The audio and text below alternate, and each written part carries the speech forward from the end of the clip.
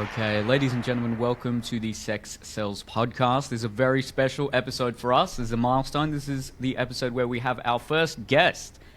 Eliza and I are here with Matthew McDonald, who runs the Instagram page Men with Manners, but he's also a life and dating coach, mostly for young men. So Matt, how you doing? I'm doing very well, Neil. Thank you, guys. Thank you so much for having me. It's a pleasure to be here.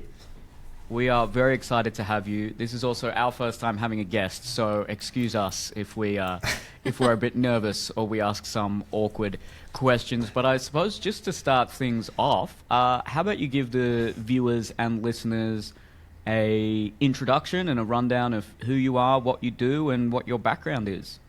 You got it. So I'm Matt. I'm 34. I'm a Leo. No, I've been running the Men with Manners page for the last couple of years, and it's essentially practical advice to make good men better.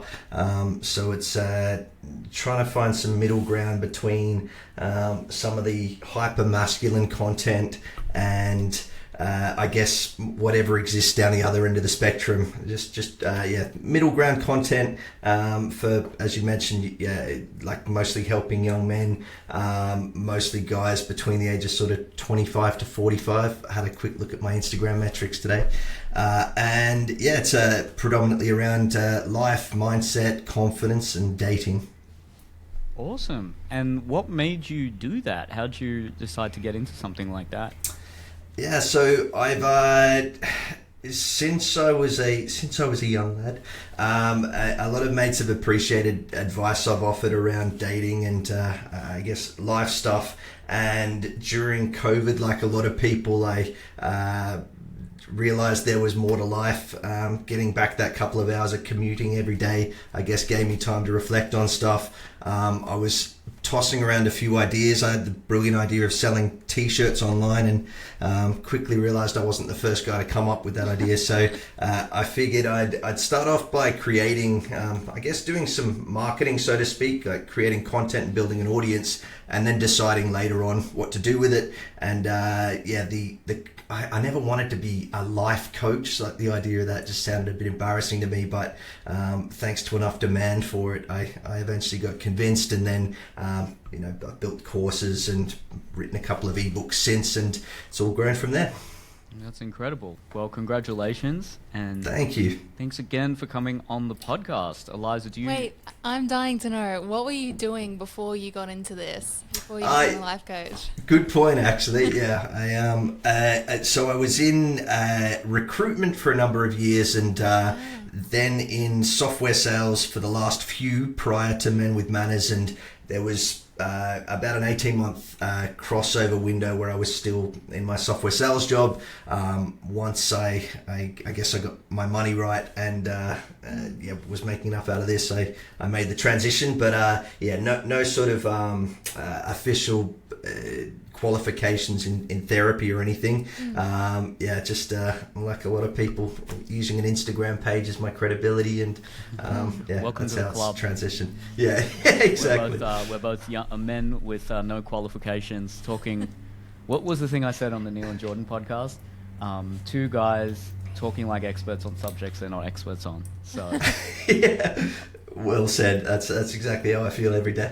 I looked through your profile, Matt, when Neil sent it to me, and he was telling me like, oh, I'm thinking of this guy. He's like a men's dating coach, and I was like, oh no, I'm gonna hate everything. But I looked at your profile, and I was like, this guy is a godsend to men looking for proper and ethical dating advice. I agreed with everything you put up. I was some of the things I've seen and Neil and I've talked about, I'm like, this seems manipulative and inappropriate and unethical towards women mainly, but I love the approach that you take and how much of it is about like building their own self-esteem and their confidence, like going ground up. So I'm really excited that Neil's brought you on and not someone controversial that would make me feel really stressed. And I looked at your website, and one of the things that was popping up in my mind, I just to go straight into like maybe something a little bit heavy, but some of the reviews you had, they were beautiful. And someone Thank you. he said something about how he had terrible views of women prior to working with you. So I was curious, if is that something that comes up for you a lot, and do you have to challenge that personally and work with their views on that? And is there ever come a point where you're like, this guy's too far gone into the incel side, or what are your thoughts on that and experience with that? Yeah, that is a great question, and I'd say, like, if I was to break down the percentage of my time, how it's spent in terms of helping guide some of these young lads, a good 20% of it is spent dragging them out of the red pill philosophy. And I actually put a post up today around like why a victim mentality is so attractive, and I feel like the red pill and the victim mentality, there's so much crossover there because so much of it is around, like, in fact I cover this in my course on overcoming the pain of rejection and sort of improving your dating approach from that perspective. I see the trap guys fall into, whereby they'll go out, they'll talk to a girl, she might reject them, and then they can go home, and this is, particularly in the last decade, you can go home, go onto Reddit and think, was I rejected because I'm not good enough and that I need to improve myself? Or are women the problem? And if you go on to the red pill forums, you can find millions of dudes give you millions of reasons why women are the enemy and why it's all their fault. And of course it makes these guys feel so much better about themselves in the short term, but does nothing to better their situation long term. So to answer your question in a very roundabout way, I spend a good fifth of my time, I'd say, helping guys realize how toxic and wrong and unhelpful those red pill philosophies are. Yeah, and Good on thank you. God you do that. That's great. Yeah. Thank you very much. Matt, I've got a good question for you. What has happened in the world today to create this popularity in the red pill sphere? All these online forums, this gender war that we talk about a lot on this podcast. In fact, it was a significant catalyst for this podcast. You go online and it seems like men and women absolutely hate each other. So what's your theory? Why do you think something like this has happened? Yeah, I see it as being a few reasons. I think it's certainly, I do blame the social media algorithms somewhat, whereby back even a decade ago, everyone was sort of tuning into the same, let's say even TV shows or most of the media that people consume was fairly similar. Go back 20, 30 years, there were only 4 or 5 channels on TV. Nowadays, the world exists in such a way that, I'll hear someone say, man, everyone's talking about this nowadays. And it's like, well, no, actually, the YouTube algorithm's just been skewed in such a way that makes you feel like this is the whole universe, is what's being fed in these reels. And I saw some report recently where the average person consumes about 2 hours worth of short form content a day, or it wasn't quite 2 hours, but it was something crazy. And so I think that's really skewing people's thoughts. And I find, like, I've spent so much time saying not interested on Andrew Tate type content that comes up, and all I have to do is consume one video of it, and all of a sudden my feed's full of it again. And so it's so hard to get away from it. I also do think, and I don't know if this sounds somewhat controversial, but hear me out, the post Me Too world we live in, I think, of course, it was an incredibly important thing to happen. So many scumbag men in positions of power were abusing it for too long. However, I do feel there's been an overcorrection, where, like, I saw some meme recently on a page that was like, F the patriarchy. I'm not sure about the swearing rules, but it basically said, if you're the type of guy who good. So fuck the patriot. He's done. The meme essentially said, if you're a man who's worried about how to approach women in a post Me Too world, it means you're part of the problem. And I found that to be so unfair, because I talk to lads every day that are such sweet, kind-hearted, well-intended young lads who just don't know how to navigate now, because I feel like a lot of women have been convinced that what used to be charming and persistent behavior from men is now being seen as predatory. So yeah, I guess those two things for me are a couple of the biggest reasons why the world's changed now. Yeah, I'd love to get, what do you guys think? Well, I think social media, without a doubt, has played a huge role there, and online pornography, for sure, would have just, that just decreases the motivation for a lot of guys. I've talked about on this podcast. I did watch a lot of porn when I was a teenager, and I wish I didn't, but look, my parents weren't really equipped to deal with something like that because they didn't grow up with anything like that, and I had to wean myself off. And look, for anyone listening to this, I think you should just go cold turkey and try to stop it altogether, but at the very least, once a week, or preferably even less than that. So I'd say there's just the cultural issues have also played their part, and I think we're also in an era now where we had those traditional gender roles before, and now we're just not sure how to act. What's the appropriate way to act? Should we be pursuing in a more assertive way? Should we sort of take a step back and let even a woman pursue us? I think that there's just a lot of confusion as to what we should do. I think a lot of men maybe need details and a roadmap.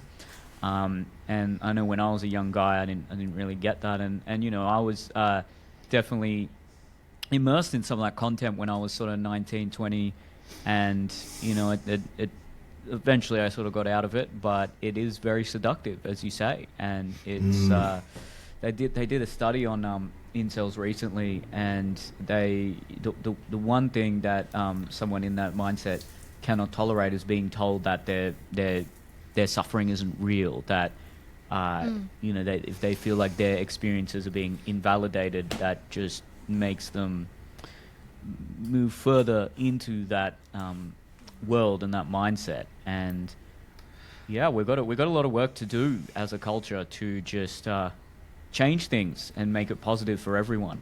What are your thoughts, Eliza? How many hours do we have? Oh gosh, yeah, it is a really complicated and complex issue, I think, and there's no right or wrong way to handle it. And I do agree that in some ways with the social media, and also what you were saying about the post-Me Too movement, is that especially with the trends on social media at the moment, that we're so encouraged to share every fleeting thought that we had and every experience we have, and have that open for analysis.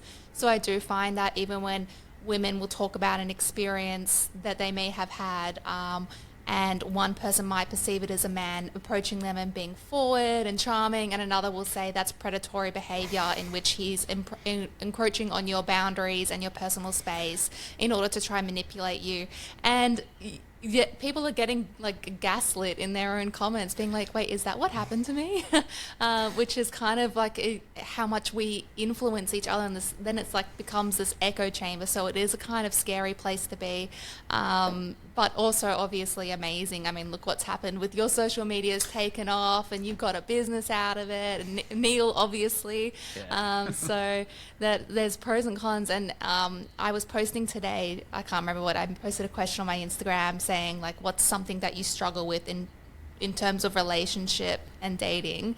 And so many men, I only posted like a third or quarter of the responses, but so many guys kept saying the same response of fear of rejection and self-esteem and confidence issues, which is really interesting to me. And before I studied, I don't know if you knew, I have a background in studying relationship counseling and sexology. And before I was studying those things, and I was just a woman dating, I would have never perceived that men to have had confidence issues or anything like that, despite dating, I'll say a lot of men.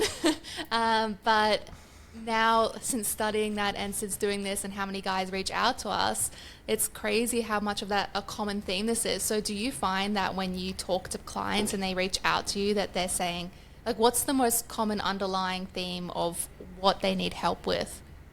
Yeah, I certainly like that. That really resonated with me, what you said there. the fear of rejection piece, I reckon that's the most common Right. reason guys will want to start working together. And it's you know, I have tried every which way to help them overcome that and start making approaches and realize that it's okay to fall down and get back up and whatnot. But what I find is like, and I guess it's the same thing, but it's the fear of how they're going to feel about themselves after she says no. It's like, I know I'm going to have to sit in that anxiety afterwards. That's when I really break it down with these guys. That seems to be the number one fear. And yeah, so that's the one.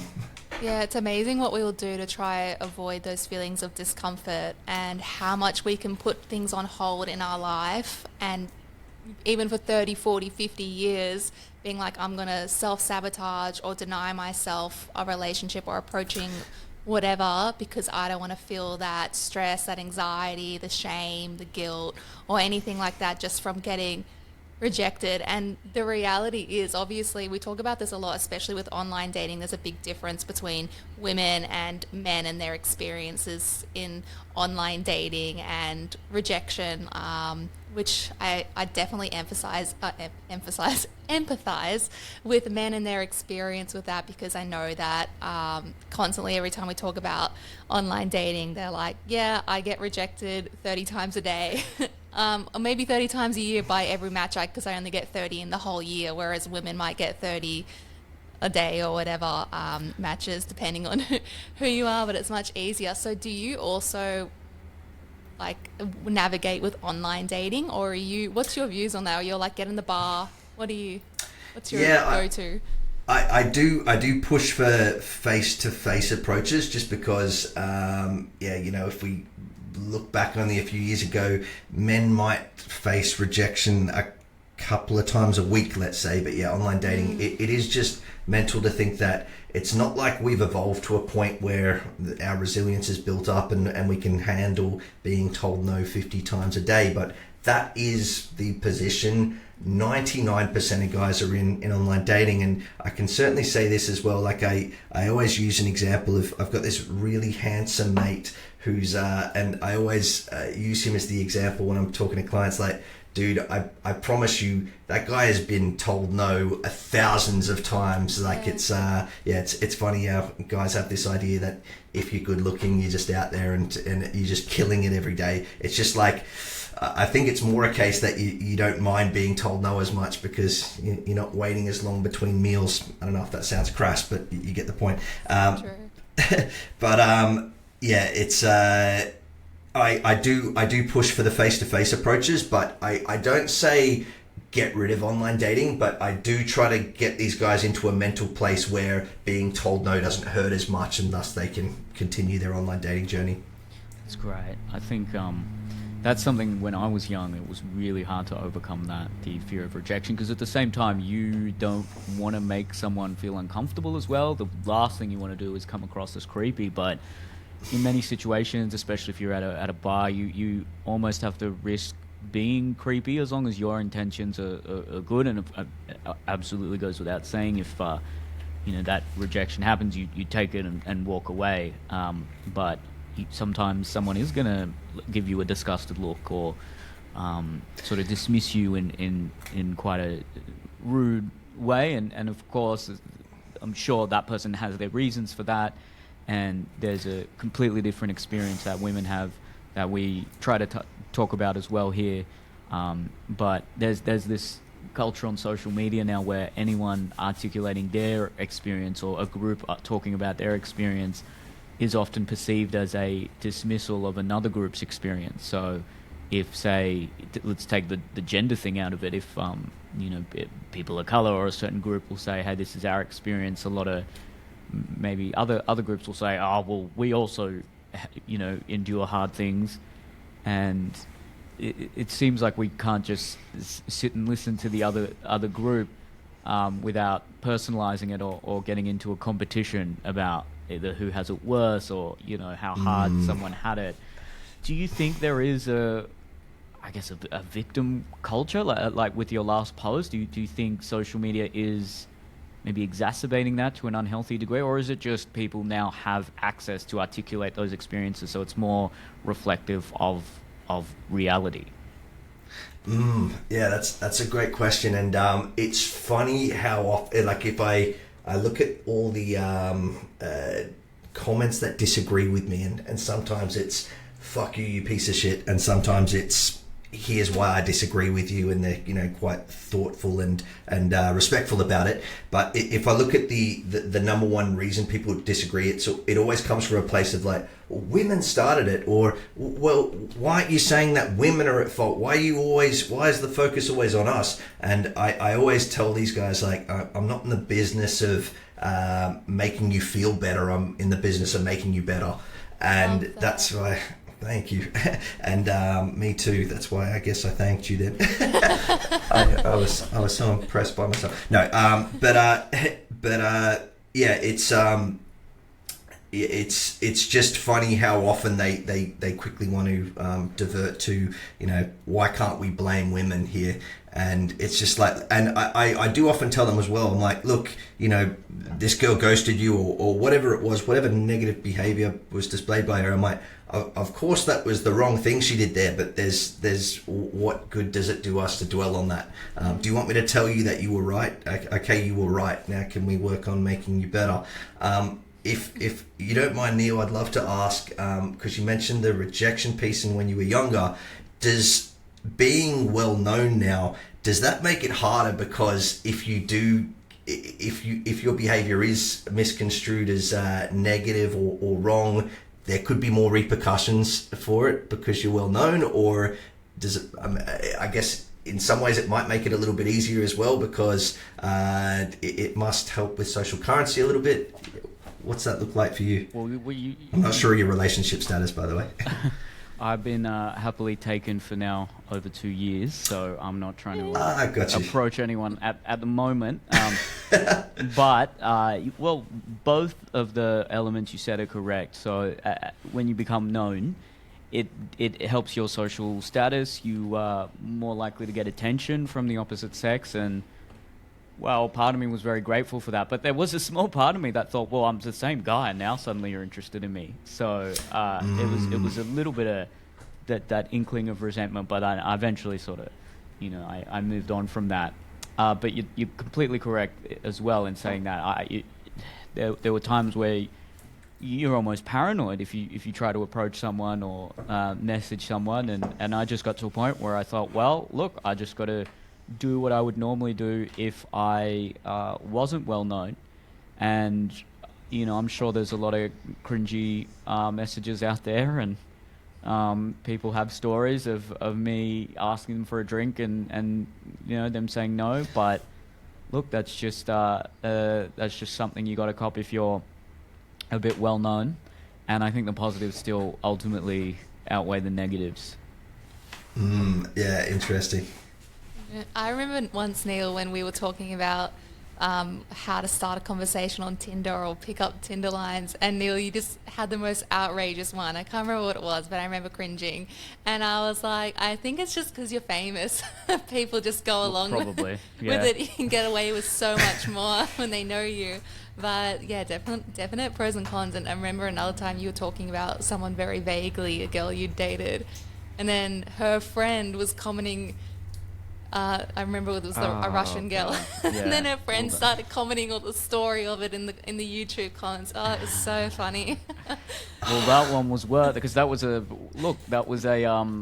poor sexual performance on my part. Let's be honest. And, I forgot about that part. And then you know that everyone knows. Then, oh, my friend slept with Neil, and you know, blah blah blah. He lasted not very long, so it is what it is. You know, I'm sure there's a few stories like that out there.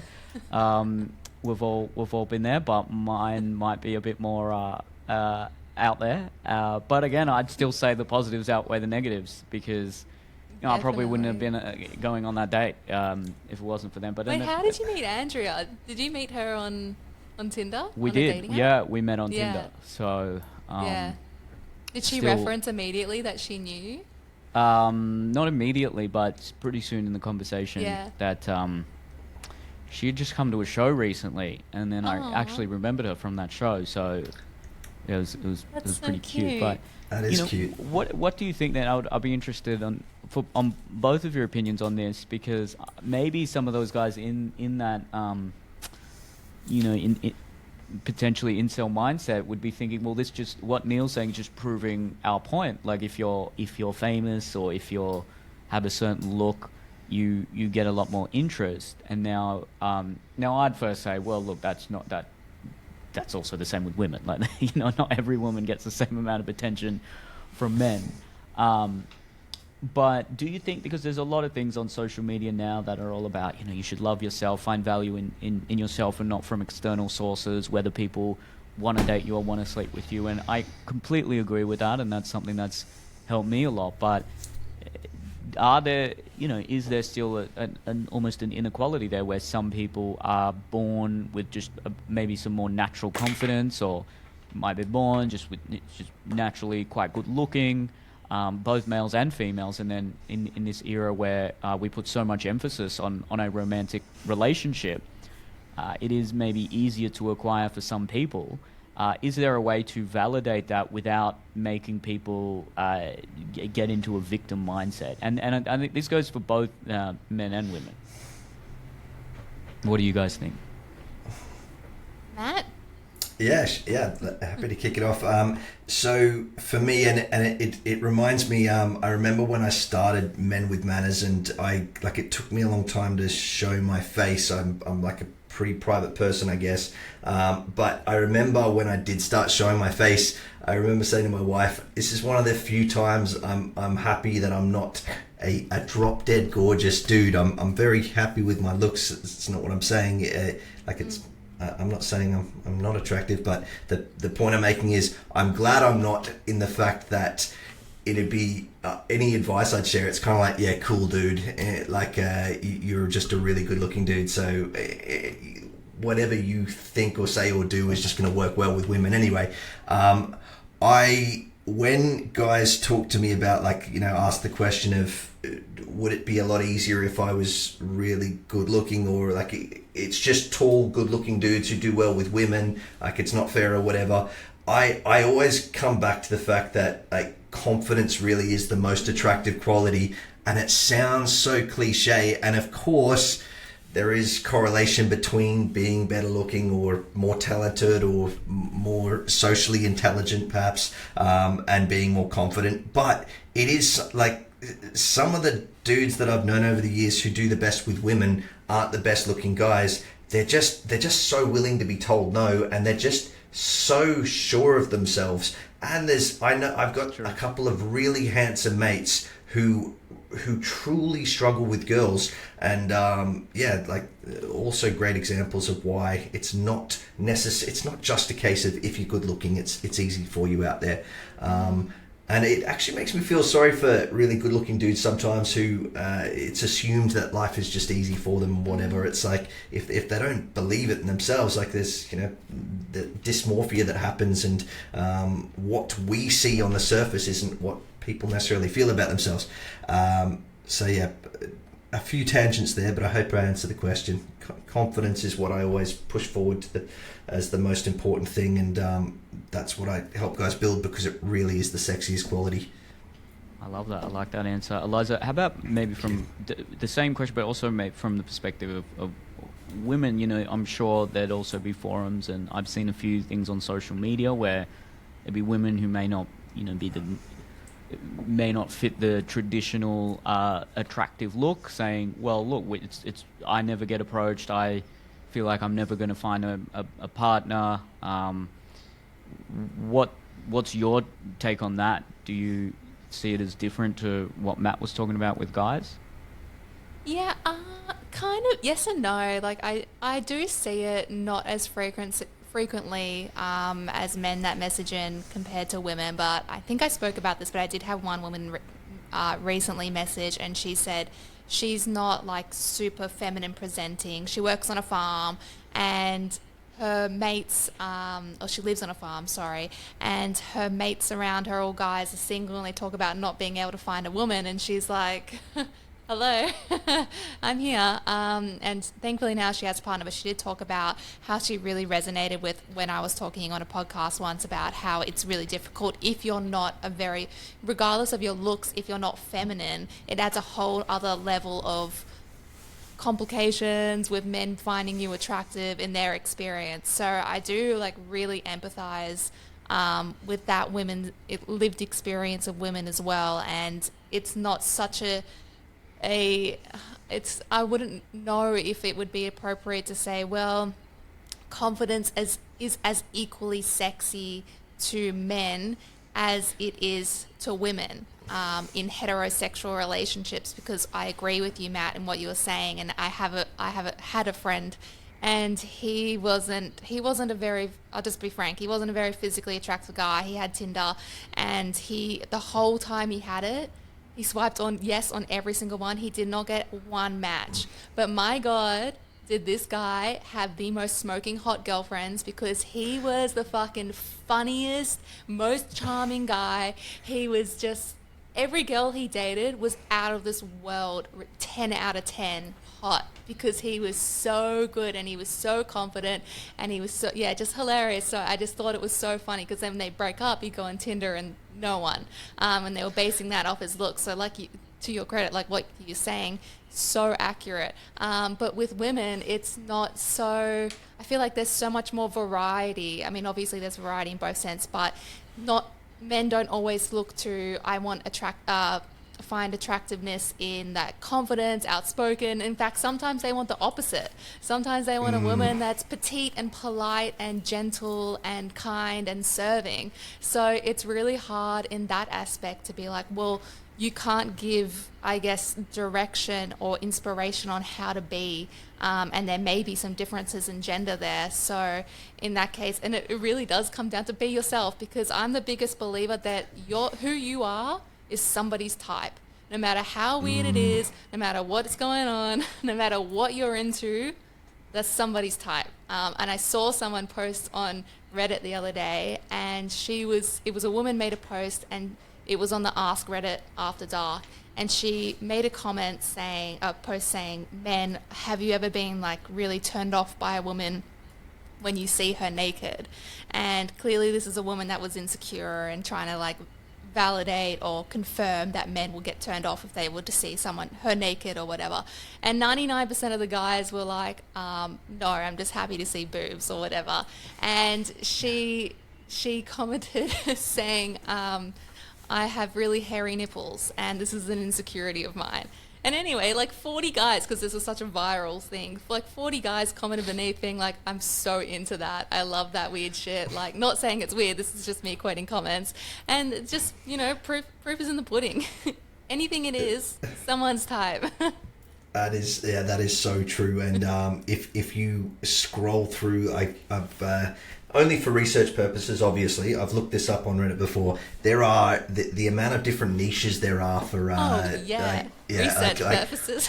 There's probably 50,000 people who've joined a hairy nipple women Reddit group. I was very interested in something you said there, Eliza, around sometimes, like, words to the effect of, sometimes it can work to a woman's detriment to have confidence, right? And it can like be mistaken for outspokenness, or maybe it's an insecurity, you're going to outshine me or something. Guys feel that way. Do you find that's the case? Because I think that quirky, awkward thing is seen as a lot sexier in women than it is in men. Is that a common issue you've seen for women who are confident now?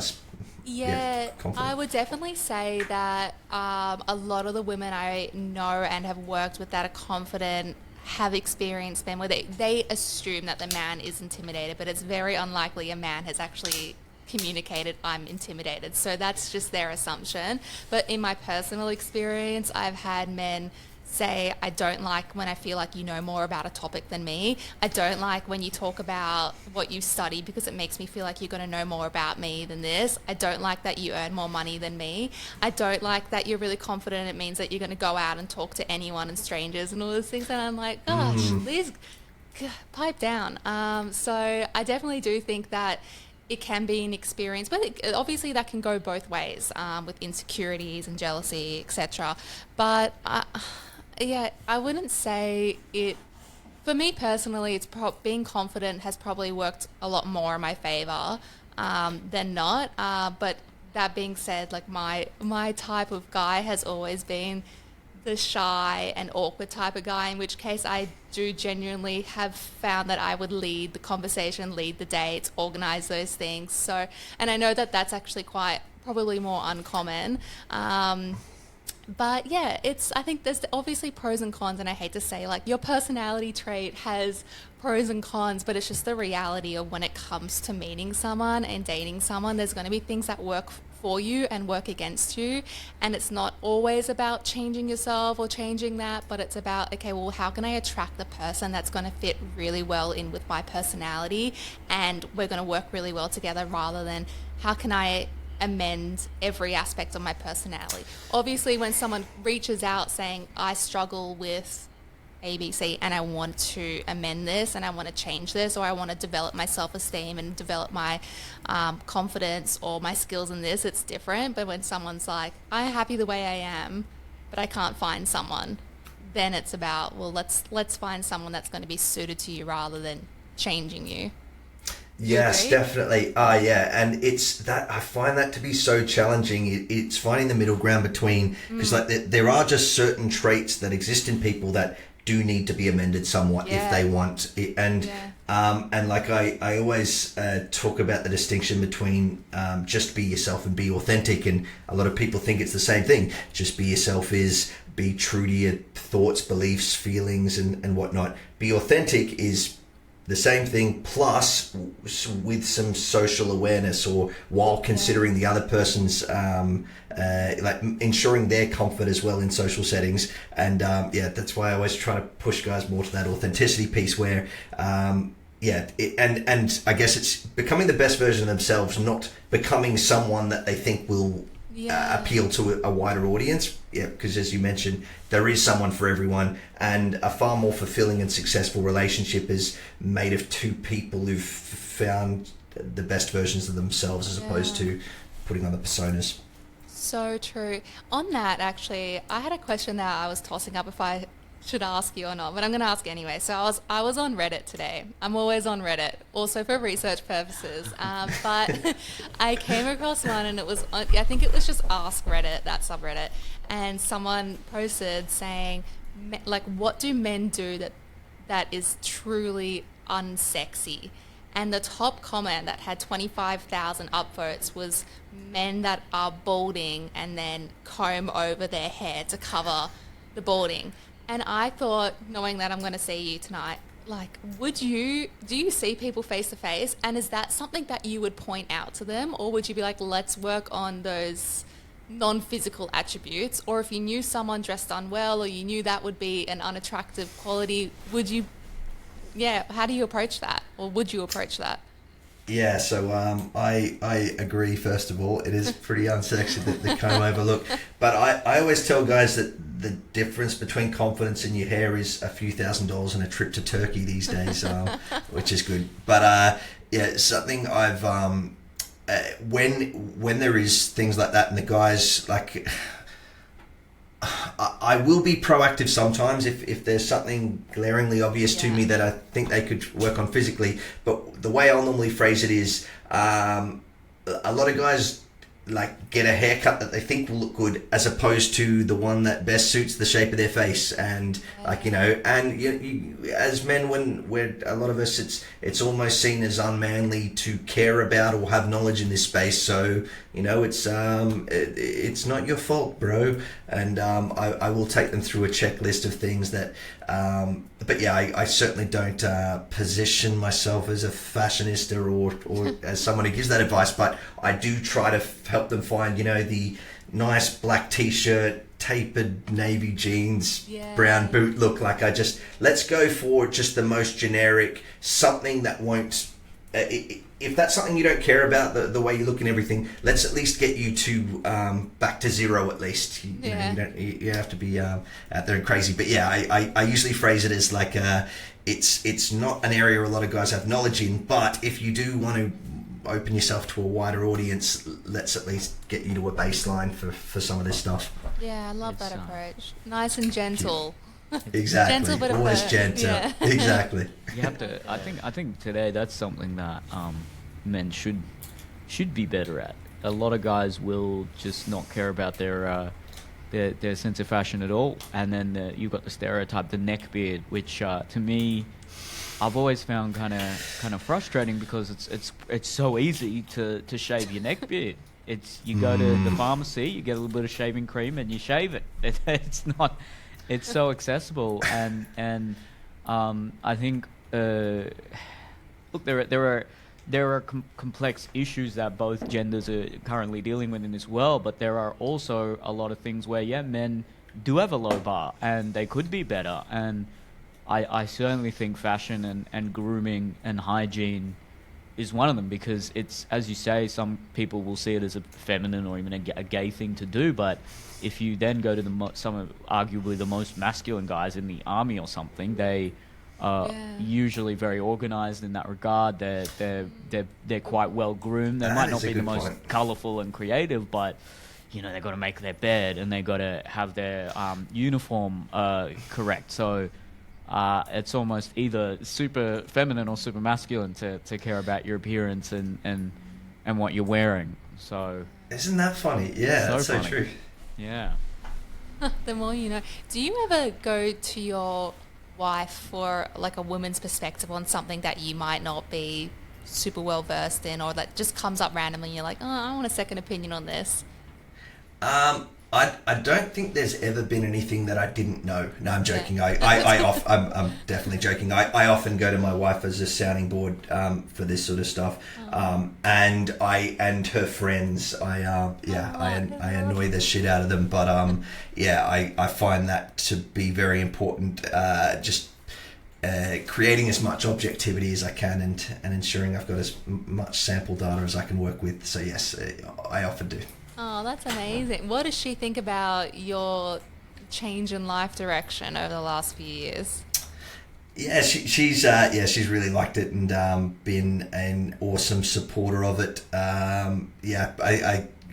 She's really enjoyed it, and I think that it's helped me realize so much about myself. What's that quote? If you want to learn about the world, read. If you want to learn about yourself, write. And I spend hours a day writing my content and ebooks and courses and whatnot. So it's really helped me figure out a lot of stuff about myself and become a lot more mature. So I think she's also appreciated in that regard.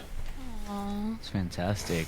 Wow. This is great. I think you're doing really amazing things. Let's thank you. What about some, maybe we'll conclude this one with let's talk about the future. Where do you say the next 10 years, as you want to stay in this kind of world and this industry, where do you see things going? Do you think we're going down a downward path, or do you think things are changing? Do you think things will get worse before they get better? What's your take on the next couple of years, maybe the next 10 years, let's say? Yeah, it's a great question, and this is something I often find difficult to consider. Whenever I tell people what I do, they always say, "Oh man, that's so needed in this day and age." And I think as some of these hyper masculine figures have popped up, Andrew Tate among others, it's become more necessary than ever. And I don't necessarily think everything he's talking about is terrible. I agree with plenty of stuff he says. It's just, I won't even go down that path, but some of it is just ludicrous to me. But the narrative that he accompanies that's sorry, go on. Exactly. I completely agree. And it's funny, like, certainly from a commercial viability, profitability perspective, it's been great how terrible the world's getting. But if I could flick the switch and have it not move in this direction, I still would, because I also find it scary and sad. And the fact that I've now got a 9-month-old daughter, it does worry me about the way the world's turning. And yeah, it's scary in that respect. I think I think there's some crazy stuff that could be happening. I mean, even if we look at World War III being imminent, I think let's hope not. But I think there's going to be quite a few major things that happen in the next decade that will shape this, if we call it the man versus woman thing, that will continue to shape it. And I think it will get worse before it gets better. But I do also think there are a lot of good people out there and a lot of people with the right intentions and want to improve. I just hope that also continues to grow. Well said. Thank you. And congrats on your baby girl. Thank you very much. Did you recently have a baby as I well? have a 10-month-old boy. Adorable. Yeah, very cute. I saw the pictures today. Congratulations. Thank you. I was going to make a joke saying, like, with your daughter and my son will be so well educated, we should do an arranged marriage. But I was like, Love it. That's maybe adorable. not. I did have one last question for you that I really wanted to know.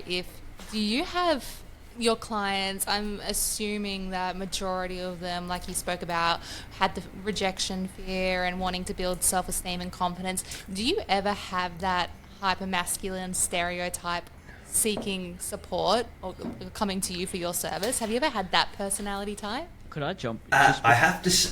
Yeah, please. Could I say one thing really quickly? I'm sorry. Just the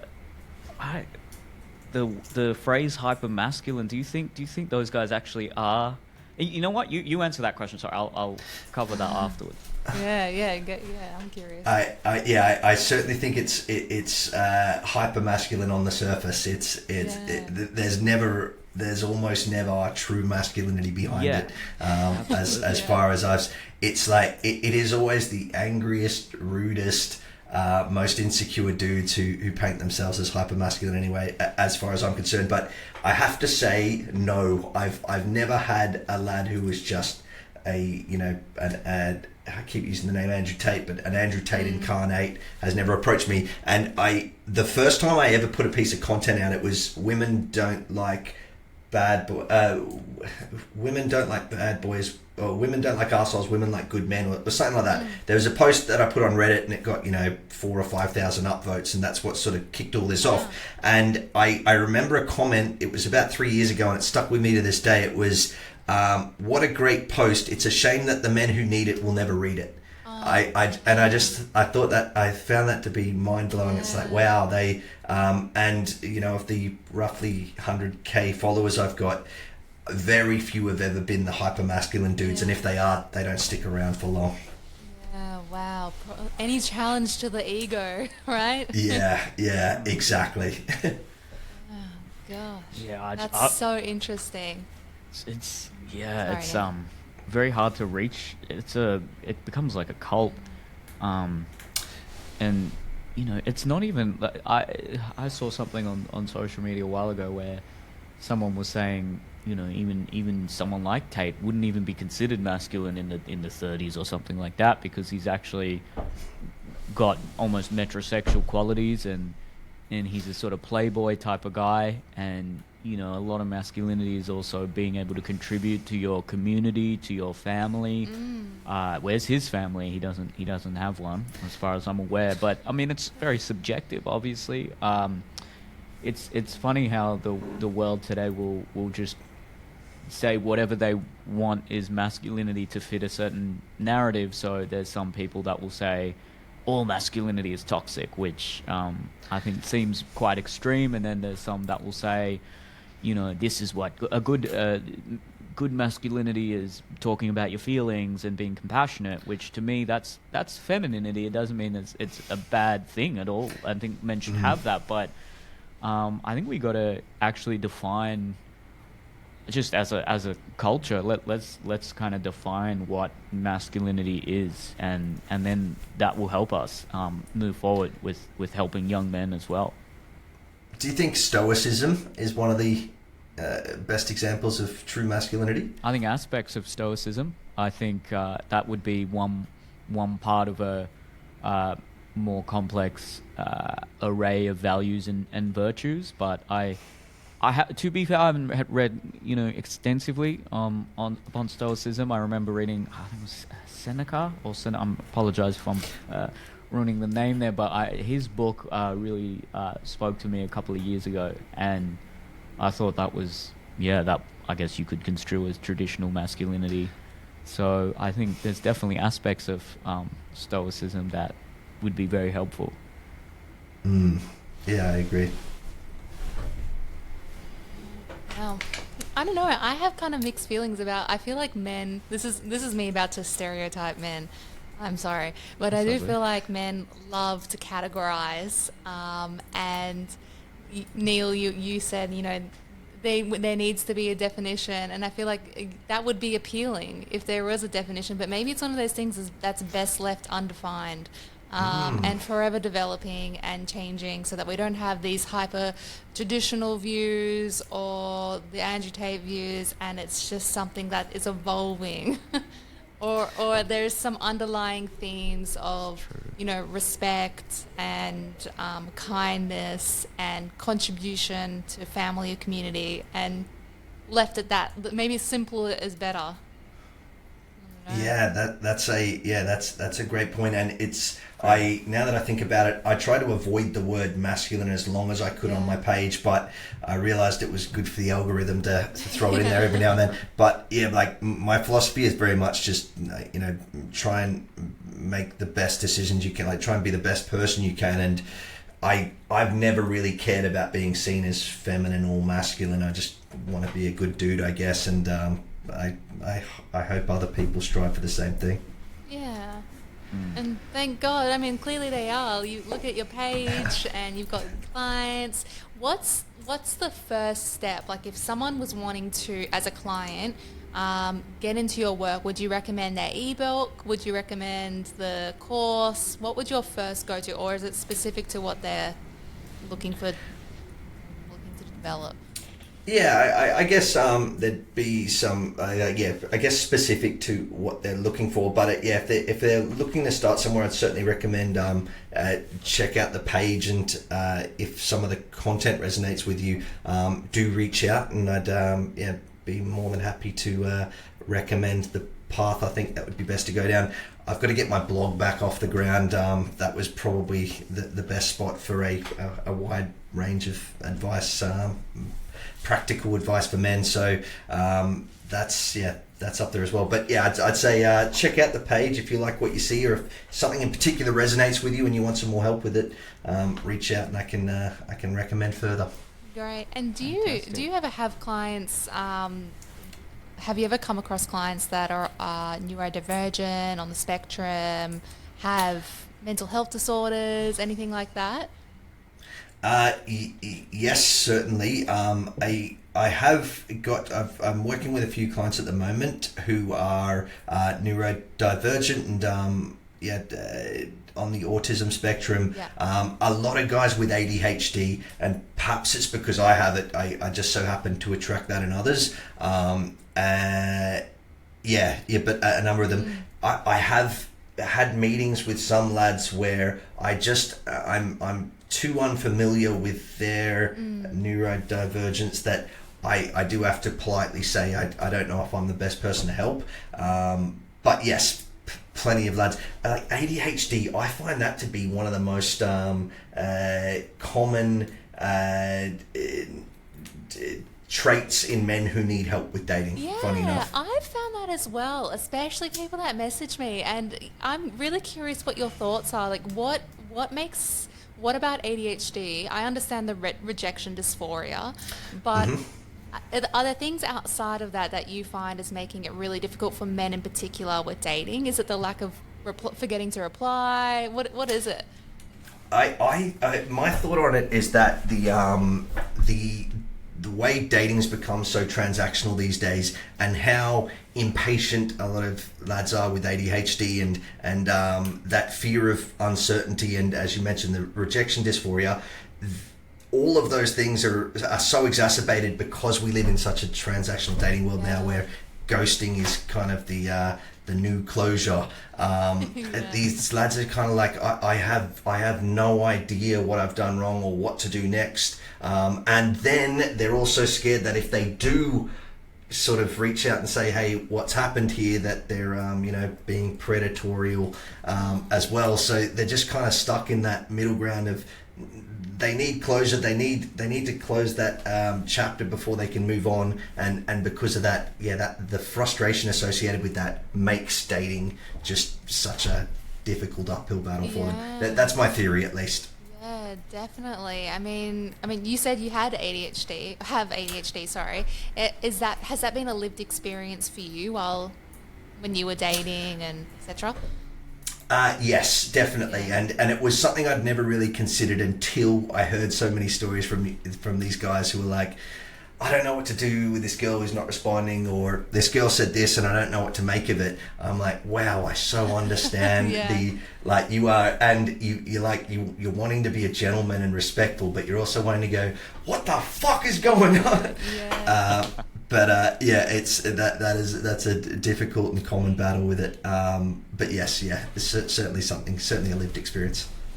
Yeah, that's it's great to know though. I think it helps so much knowing, I think, for men that you have experienced that with that as well, because that has been, I'm always really surprised at how much of a common theme that is in people that reach out to me saying I have ADHD and dating feels impossible for me. And I thought I knew a lot about ADHD, but I definitely don't know enough about ADHD and dating to be an expert on it. So it is really interesting to hear your perspective on it. So thank you. You're very welcome. I don't consider myself an expert either, but it obviously helps living in the brain of a man with it to understand how it feels. Okay. Well, I think we've had a really good chat.